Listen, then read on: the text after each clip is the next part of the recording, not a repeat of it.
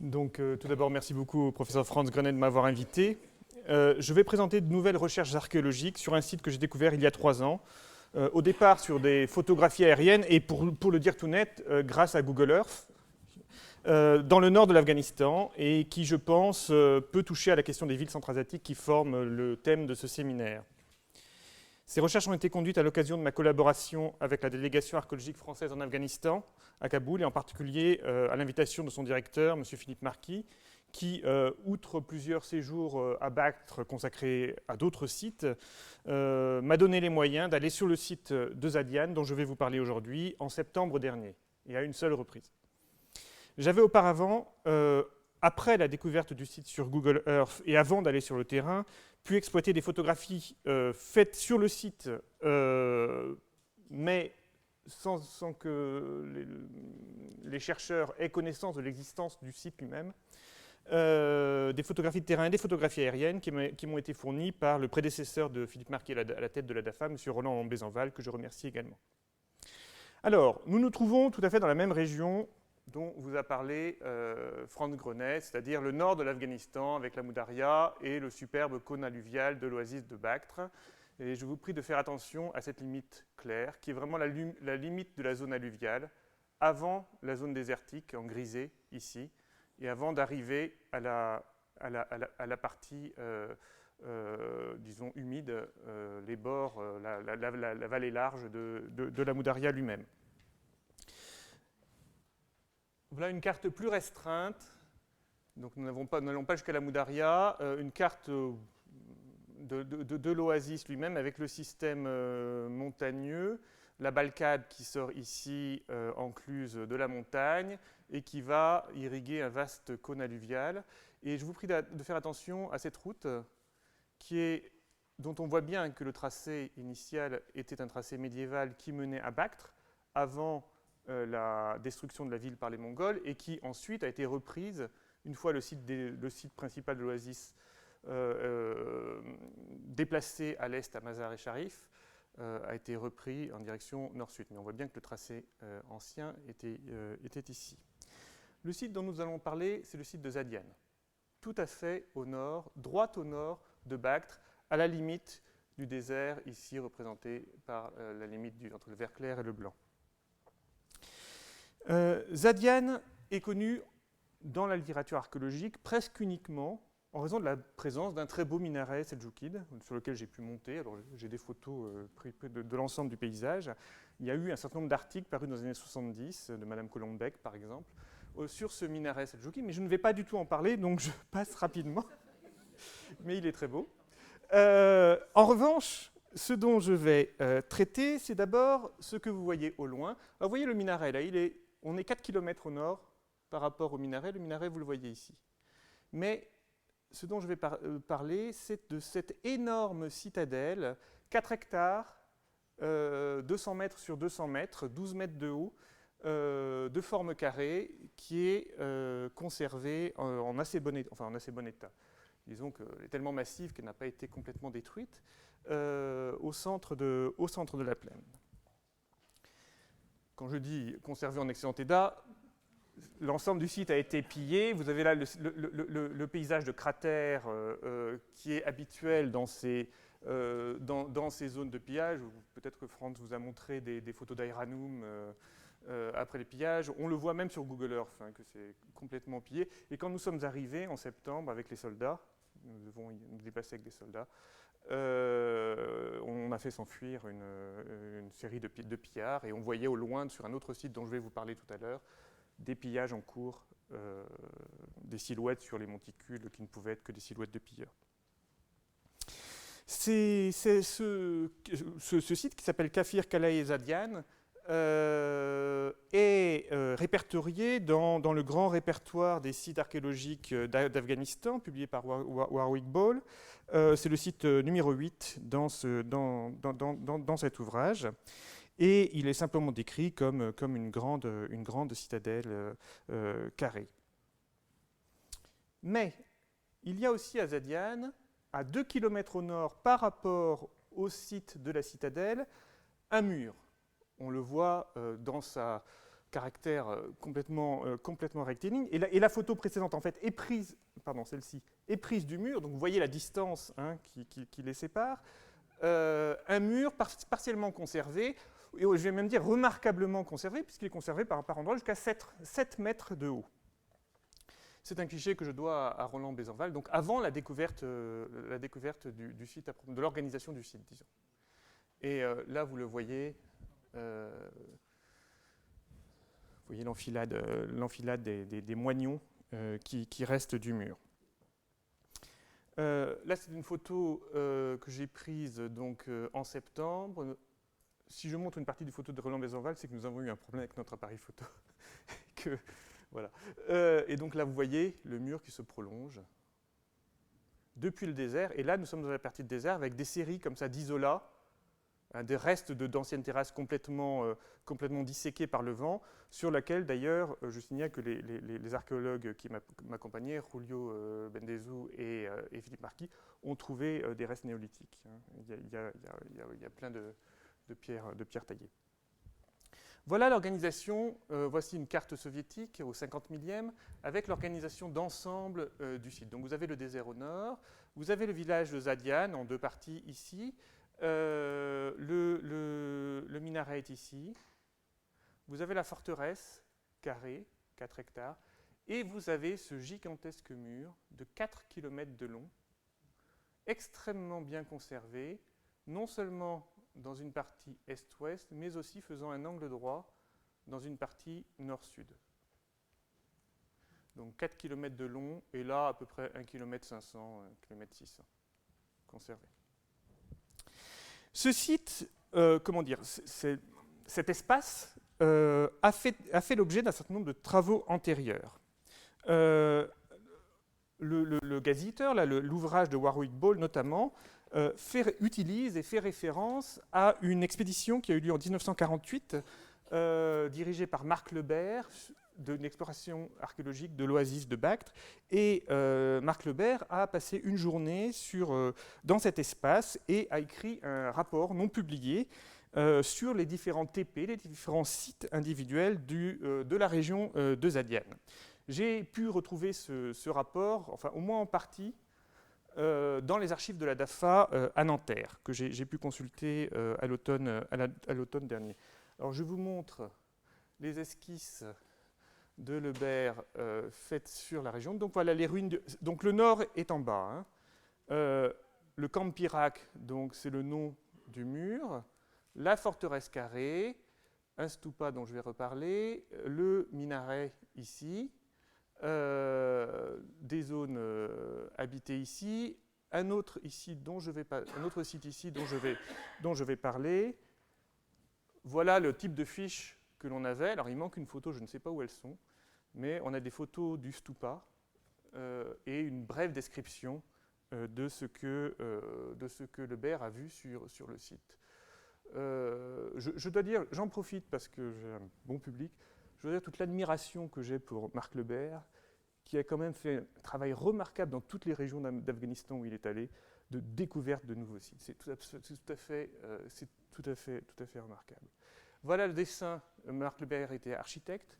Voilà le dessin de la citadelle, tel qu'il a été relevé par lui, sans photo aérienne, sans rien du tout, avec notamment un reste de l'entrée complexe, coudée, que l'on voit ici. Une zone haute qui est toujours préservée, même dans le relief pillé que l'on voit actuellement.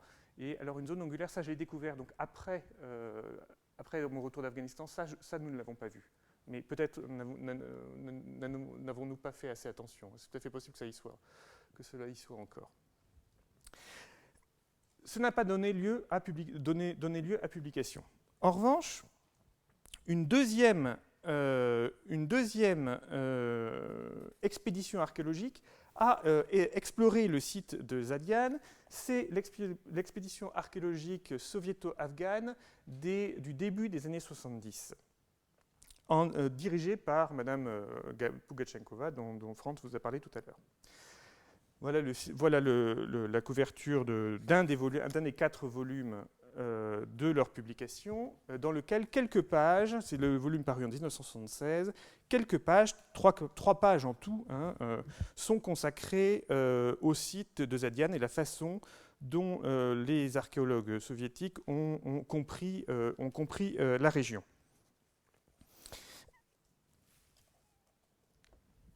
Il faut tout d'abord préciser que voici la carte disons, des zones prospectées par l'expédition. Bactre est ici et Zadian est ici. Alors en fait, ils y sont allés aussi, hein, mais il faut bien voir que le cœur de l'expédition portait sur des régions qui étaient nettement plus à l'ouest. Il s'agissait de la frontière entre l'Afghanistan et le Turkménistan, essentiellement, la région de Herat, de Meymana, de Balai Morghab, etc. Donc des régions qui étaient, ce n'était pas du tout le cœur de leur propos, et les découvertes faites par cette expédition d'Ashley, etc., sont absolument magnifiques. Voilà la carte de synthèse de l'oasis de Bactre proposée dans cet ouvrage par Madame Pugachenkova, et le site de Zadian, vous voyez, forme la zone la plus orientale, l'extrémité la plus orientale de cette prospection archéologique.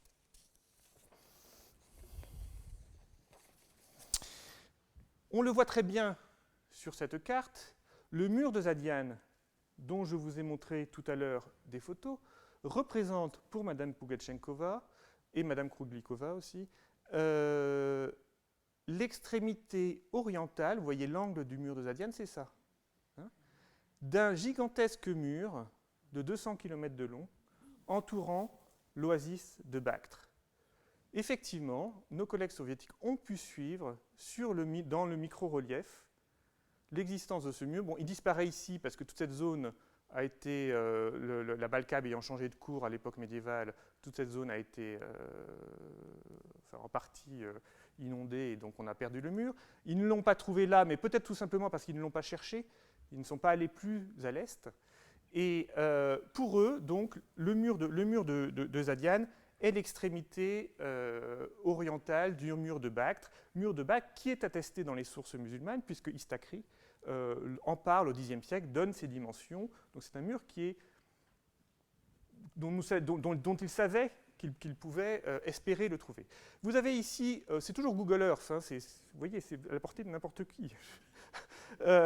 Vous avez là donc un gros plan où j'ai cette zone-là est l'extrémité du mur de Zadian que je vous ai montré tout à l'heure, cette zone parfaitement rectiligne. Et si vous prêtez attention, vous vous apercevez que vous voyez effectivement, toujours actuellement sur les photos aériennes, le raccordement du mur de Zadian, qui est là, avec le mur de l'oasis, qui se trouve ici. Donc, Madame Pugachenkova et les archéologues soviétiques avaient parfaitement raison. Le mur de Zadian a fait partie du mur de l'oasis de Bactre. Ça, on ne peut absolument pas en douter. Ils travaillaient dans d'autres conditions de sécurité, j'y reviendrai, et donc ils ont pu faire des coupes du mur de l'oasis. Ceci est toujours tiré de cet ouvrage. Un schéma général de l'élévation avec les archères en coupe, vous voyez. La répartition avec des petites tours.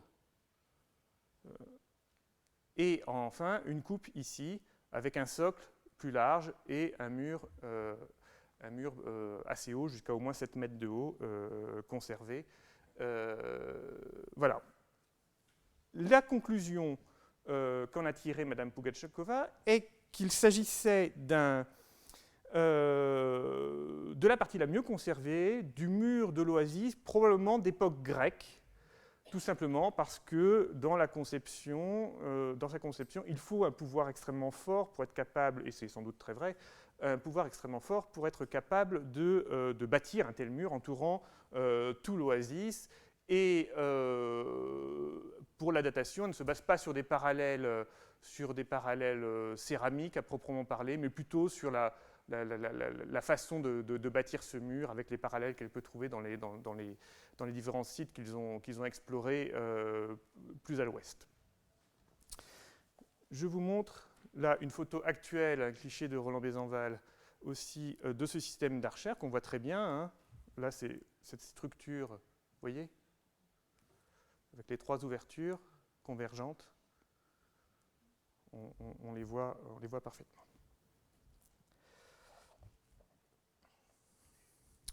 Revenons à Google Earth. Voilà ce que j'ai vu. En fait, moi, je cherchais le mur de l'Oasis. Il se trouve que je m'intéressais à des questions de démographie historique, d'évaluation des surfaces irriguées. Je cherchais le mur de l'Oasis, sachant qu'on connaît des murs d'Oasis à Samarcande, on en connaît à Boukhara, à Merv, etc. Je cherchais celui de Bactre et je cherchais avec Google Earth à le suivre. Et voilà sur quoi je suis tombé. Je suis, par chance, le premier à avoir fait attention à cela. Vous voyez des choses. Vous voyez les mêmes choses que moi. Regardez. Ça, c'est une photo militaire de bien meilleure qualité. Regardez. Vous avez un parcellaire et des murs qui sont totalement symétriques par rapport à la structure centrale. L'erreur de Mme Puganchekova, la seule erreur, et ça, il ne pouvait pas le voir, il pouvait peut-être le voir avec les cartes, mais il ne pouvait pas le voir en l'absence de photographie aérienne. Je ne sais pas si le pouvoir soviétique leur avait fourni assez de photographie aérienne, en tout cas sur cette zone-là, c'est de ne pas voir qu'il est parfaitement illogique que la partie préservée du mur, parfaitement rectiligne ici, soit strictement symétrique par rapport à la citadelle. Voilà les parties préservées du mur, et en pointillé, ce que moi je reconstitue, je vais vous expliquer pourquoi. Cette partie fait 4 km, 2 km jusque-là, et 2 km jusqu'ici. Après, la zone qui se poursuit plus à l'ouest, et on verra aussi la zone qui se poursuit plus à l'est qu'ils n'ont pas vue, est dans un état tout à fait différent. Dans un état totalement ruiné. On voit à peine un monticule qui s'élève du sol. On n'a pas du tout ces structures conservées jusqu'à 6-7 mètres de haut. Il n'y a aucune raison de penser que le mur a été conservé, et c'est le seul endroit dans tout l'oasis où le mur est conservé jusqu'à 6-7 mètres de haut. Il n'y a aucune raison de penser que c'est précisément symétriquement par rapport à cette citadelle que le mur de l'oasis a été conservé dans un tel état, un bon état, si ce n'est dans l'hypothèse où ce mur, cette section de mur, a été construite et a été pensée en fonction de la citadelle centrale. C'est la seule explication logique. Vous pouvez tourner le problème dans tous les sens. Il n'y a pas d'autre possibilité. Sinon, on ne comprendrait pas pourquoi cette partie-là n'est pas bien conservée, cette partie-là n'est pas bien conservée, etc. Et pourquoi c'est quelque chose de centré sur la citadelle qui est parfaitement conservé. La différence de conservation entre les 2 régions du mur, celle qui est centrée sur la citadelle et tout le reste, montre qu'il y avait quelque chose à Zadiane qui dépassait le seul cas, la seule explication, si vous voulez, du mur de l'oasis. Il y avait à Zadiane autre chose que le mur de l'oasis. Peut-être quelque chose d'antérieur, réutilisé par le mur de l'oasis, peut-être quelque chose de postérieur, utilisant le mur de l'oasis, s'appuyant sur le mur de l'oasis, mais il y a bien eu à Zadiane 2 étapes.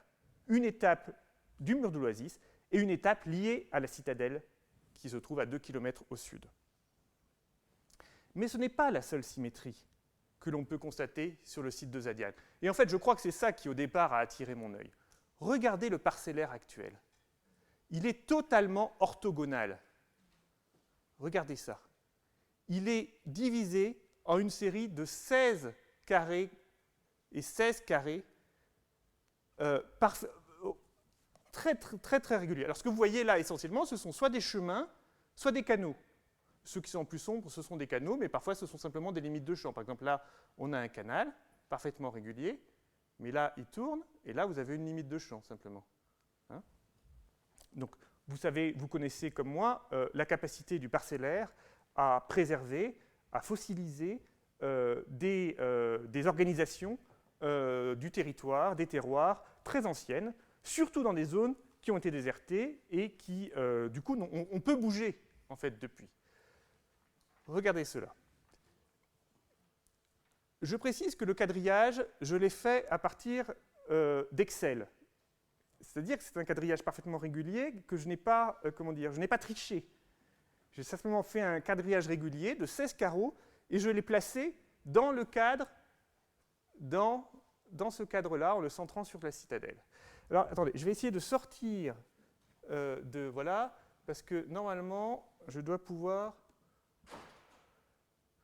Voilà la transparence, regardez. Donc ça, c'est le quadrillage, le tableau Excel. Et ça, c'est le fond. Et regardez comme les choses se superposent. Vous voyez? Regardez là, tout ceci est parfaitement régulier. Alors parfois, il y a une petite déviation, hein, mais c'est jamais grand-chose. C'est vraiment quelque chose. Donc il y a un parcellaire azadian régulier qui est organisé, qui est centré sur la citadelle, c'est-à-dire qu'en fait, au centre de l'espace, on a une zone de 4 carrés sur 4 carrés qui échappe à ce parcellaire. Et effectivement, on voit, lorsqu'on est sur place, dans le micro-relief, une zone basse ici qui avait un très large fossé entourant la citadelle, qui se trouve ici, et qui occupe l'essentiel de ces carrés centraux. Tout le reste est donc parfaitement orthogonal. Ce parcellaire nous donne une information supplémentaire. C'est que ce parcellaire s'arrête strictement ici. Il s'arrête de manière... Or, ensuite, si je ne vous ai pas mis d'image ici, mais si on regardait les zones qui sont plus à l'ouest, les zones plus à l'est, les zones plus au sud, au nord il n'y a rien, il y a le désert, vous verriez que là, le parcellaire conservé, pas dans le désert, mais ici, ici et ici, est totalement chaotique. Les champs sont de toute taille, toute dimension, toute forme. Il n'y a aucune logique organisationnelle dans ce terroir. C'est uniquement dans ce vaste carré, limité au nord par ce mur, que l'on trouve ce parcellaire régulier. Donc, on peut supposer que nous avons ici préservé une partie seulement d'un ensemble plus vaste, d'un mur plus vaste, qui devait faire le tour de cet ensemble. Et vous allez voir que j'ai d'autres raisons pour le dire. Et la première raison, c'est donc le fait que, par rapport à la citadelle, le parcellaire régulier s'arrête de manière symétrique ici. La deuxième raison est la suivante. Vous avez donc la citadelle centrale de 4 hectares, de donc 200 mètres sur 200 mètres, 12 mètres de haut encore préservés. Mais vous avez à l'ouest un autre site, le site de Pitkala, que j'ai évoqué tout à l'heure sur le dessin de Marc Lebert. Je vous montre une photographie militaire. Alors c'est ici, vous voyez la citadelle. Vous voyez là ce parcellaire régulier, hein? Et vous vous apercevez que Pitkala est parfaitement aligné avec la citadelle. Et si là, vous voyez la limite, regardez, vous descendez tout droit, Pitkala est parfaitement aligné avec la limite supposée du mur. Or, en avant de Pitkala, il y a un fragment de mur. Donc voilà une deuxième confirmation du fait que ce mur que j'ai mis en pointillé, puisqu'il n'est pas conservé, existait bien. On a conservé au milieu de ce mur supposé un fragment de mur et une citadelle. Alors de quoi peut-il s'agir? Voilà le dessin fait par Marc Lebert. Alors, nous n'avons pas pu aller à Pitkala parce que d'abord c'est loin. Hein. C'est à 6 km quand on est... enfin non, c'est à 5 km quand on est à un angle du mur nord. Et en plus, donc, il y avait des pillages que l'on voyait. Voilà, donc Pitkala dessiné par Marc Lebert. Et voilà le fragment de mur conservé du mur nord-sud du côté ouest. L'autre élément se trouve à l'inverse du côté... Regardez, c'est ici. Alors ici, il n'y a rien de conservé. Il n'y a rien de conservé. Mais dans le micro-relief, vous le voyez très bien. Regardez. C'est détruit. Hein. C'est détruit. Je vous montrerai un schéma d'ensemble. De toute façon, Franz l'a montré déjà tout à l'heure. Je vous montrerai un schéma d'ensemble. Mais là, en fait, la rivière, un des bras de la rivière de Bactre a détruit ici toute la zone. Donc c'est normal qu'il ne reste plus rien.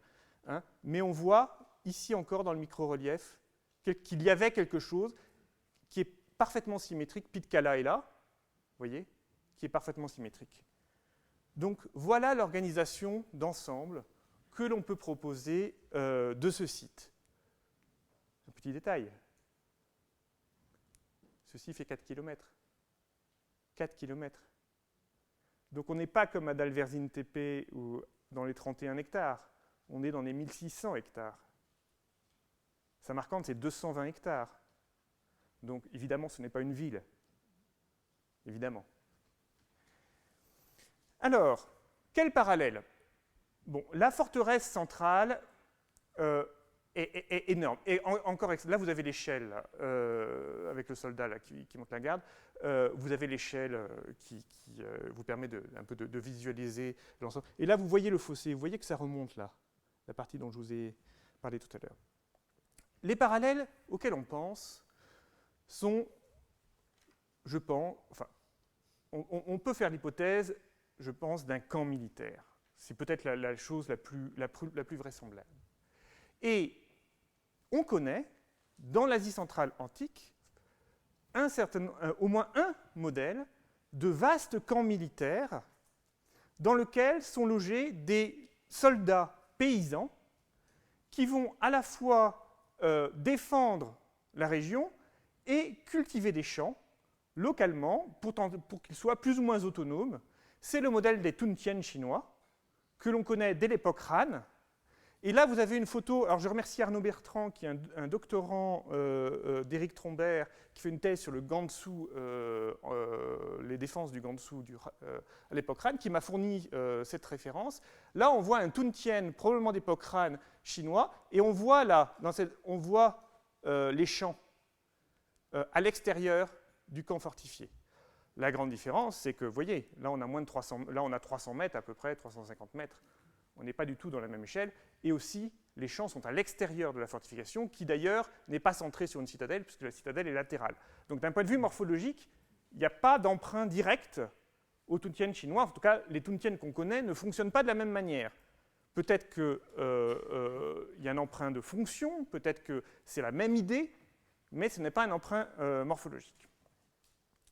Deuxième élément de parallèle potentiel, lorsque j'ai présenté ce site pour la première fois à Oxford il y a 1 an et demi, puis à Berlin, donc à la conférence où nous étions avec Franz il y a 3 mois, et un certain nombre d'intervenants, Franz, Alistair Norfedge aussi, m'ont proposé des parallèles à différentes époques historiques, notamment le site d'Asgird, en Mésopotamie, qui est donc le site royal impérial de Khosrow II, qui va être pillé par Héraclius en 628.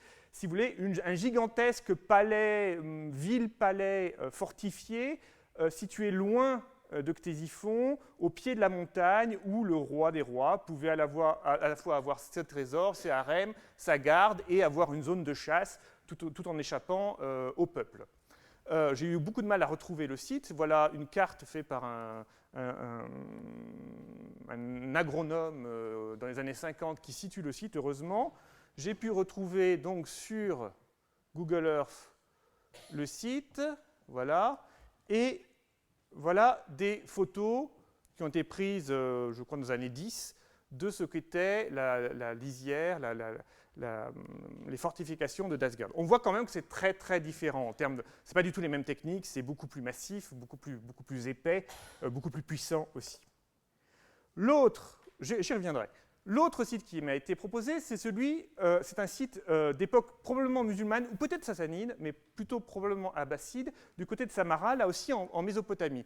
Alors, il a été détruit par le fleuve dans les années 50, mais vous voyez encore ce site carré. C'est Alistair Norfedge qui me l'a proposé, et il m'avait envoyé ces photos où vous voyez la forteresse centrale, les murs, vous voyez ça, hein, on le voit.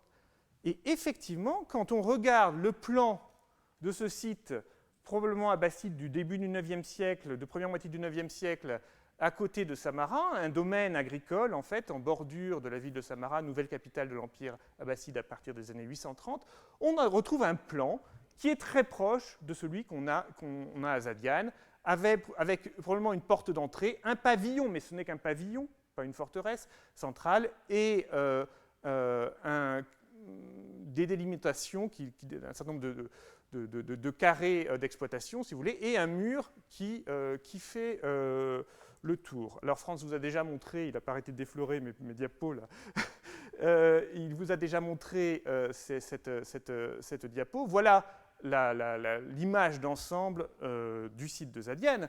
Vous voyez les zones qui ont été détruites, on les voit bien, hein, c'est tout à fait normal qu'il ne reste plus rien ici. Mais la grande différence, c'est ça. Regardez, Boukhara au 5e siècle, c'est ça. Le site de Samarra, abbasside, c'est en bleu. Vous avez Hérat, en bleu clair, vous avez Dastgird, qui est quand même le grand palais de Khosrow, enfin de l'empereur sassanide. Vous avez Bishapur, Kalaïzal, donc cette forteresse peut-être, enfin cette ville peut-être près de Kunduz, peut-être d'époque du 5e siècle. Le rempart de Bactre II, que je ne m'aventurerai pas à dater, et enfin en rouge, Zadian. On n'est pas du tout dans la même échelle. Alors qu'en faire, sachant que nous ne pouvons pas fouiller. Nous sommes restés 3 heures sur le site, entourés de soldats. Voilà, c'est impossible. Ce que nous avons pu faire, ce sont des prélèvements. Des prélèvements à la forteresse d'une grosse brique de 41 cm carré de 41 cm sur 9 cm, très très lourde. Nous avons fait un prélèvement profond dans cette partie-là du mur de Zadian, la partie la plus au sud, celle qui entourait donc l'ensemble du site. Nous avons fait un prélèvement aussi dans la partie du mur qui, elle, est le prolongement du mur de l'Oasis en direction de l'Est. En fait, nous avons pu suivre, contrairement aux Soviétiques, nous pouvons rajouter à la carte du mur de l'Oasis de Bactre proposée par les Soviétiques plusieurs dizaines de kilomètres vers l'Est.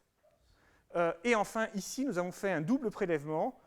Alors, je vous montre que je travaille quand même un peu, je ne fais pas que regarder Google Earth. Les prélèvements en profondeur dans le mur nord.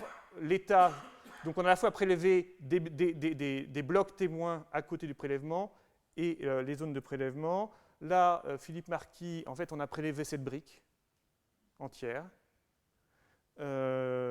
Donc ça, c'est dans la partie haute du mur. Là, le précédent, c'est la partie basse. Et là, on a prélevé en fait une brique qui se trouvait dans la citadelle, à l'intérieur de... C'était un peu... bon. L'énorme brique de 40 cm de côté de 9 était prise dans la citadelle. Le problème, c'est que j'ai reçu ces prélèvements par avion militaire seulement il y a 15 jours et que pour le moment, j'ai un problème de stratégie de datation à trancher, c'est-à-dire que nous pensions au départ faire de l'OSL, c'est-à-dire une technique qui permet de dater les grains de quartz dans la terre, mais nous ne sommes pas certains qu'il y ait assez de grains de quartz. Et en fait, plus je lis sur l'OSL, plus je m'aperçois que les datations sont très grossières. Et par exemple, dans le cas du mur du Gourgan, qui a été daté par nos collègues britanniques et iraniens, l'OSL ne leur a servi à rien. Ils ont essayé l'OSL, finalement c'est le bon vieux carbone 14 qui a marché. Donc il serait peut-être possible que je me rabatte finalement sur le carbone 14. Bon, on va voir. Ce n'est pas le seul élément qui nous permette de dater Zadian. Comme Franz vous l'a montré, Zadian se trouve directement au nord de Bactre. Or, la route que vous avez vue tout à l'heure sur la deuxième diapo, la vieille route de Bactre à Termès, passe nettement plus à l'aide, 17 km. 17 km à l'époque antique, c'est loin.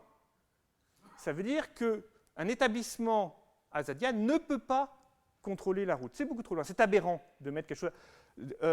des envahisseurs arriveraient ici à l'entrée de la route à un temps T, le temps que la nouvelle arrive à Zadian et que des soldats de Zadian répliquent, nos envahisseurs, ils seraient déjà ici. Donc ça ne sert à rien. Ce n'est pas quelque chose qui est conçu pour la vieille route de Termès à Bactre. Mais, comme Franz, je vais aller vite puisque Franz vous en a beaucoup parlé, qu'Empire TP a été avant Termès, ou peut-être en même temps que Termès, mais en tout cas à l'époque grecque et jusqu'aux alentours de 150 de notre ère, l'un des principaux, si ce n'est le principal, point de franchissement de la Moudaria. Or, donc ça je passe parce que vous l'avez déjà bien vu, la ligne droite entre Bactre et qu'Empire TP passe pile au milieu de Zadian.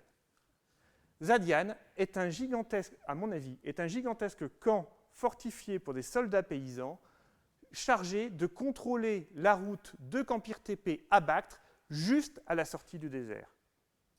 Juste exactement à cet endroit-là, au moment où des cavaliers arrivant de Campire Tépé auront des chevaux fatigués, enfin, seront extrêmement vulnérables avant de pouvoir boire à nouveau et manger à nouveau.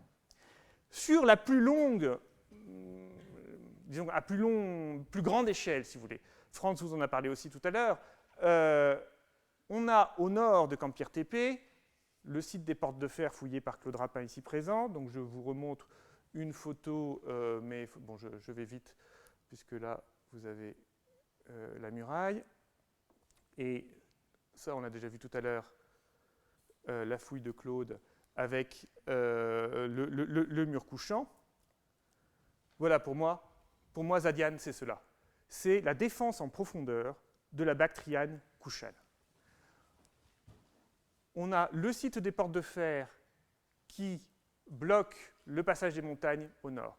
On a Campire Tépé qui nous donne un élément de datation essentiel, puisque Campire Tépé s'arrête en 150. Et comme Zadian ne peut être conçu qu'en fonction de la route de Campire Tépé, et non pas de celle de Termez, ça veut dire que Zadian est antérieur à 150. Or, sur le site de Zadian lui-même, à l'occasion, c'était un des aspects très positifs de la visite que nous avons faite en septembre, j'étais accompagné donc du directeur de la DAFA, qui est l'un des seuls archéologues à avoir fouillé à Bactre, vraiment longuement, Philippe Marquis. Or, Philippe Marquis connaît, aussi bien qu'il est possible de la connaître, la céramique de Bactre. Or, il m'assure que la céramique de Zadian commence avec les débuts de l'époque couchane. Il n'y a pas de céramique hellénistique à Zadian. Et Roland Besenval m'avait dit la même chose, et Pugachenkova le dit aussi incidemment.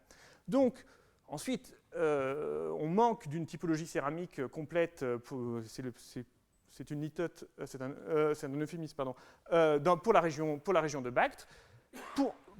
Mais la datation de la céramique de Zadian-Kala du début de l'époque couchane correspondent admirablement bien avec le rôle qu'a pu jouer Sotermégas éventuellement à Campire Tépé. Ça serait donc quelque chose, une fondation peut-être simultanée qui permet de protéger la Bactriane couchane, le vieux cœur de l'Empire couchant, puisque les couchants viennent de là, c'est de là qu'ils étendent leur empire, contre des agressions potentielles venues du nord, venues du Kangkyu.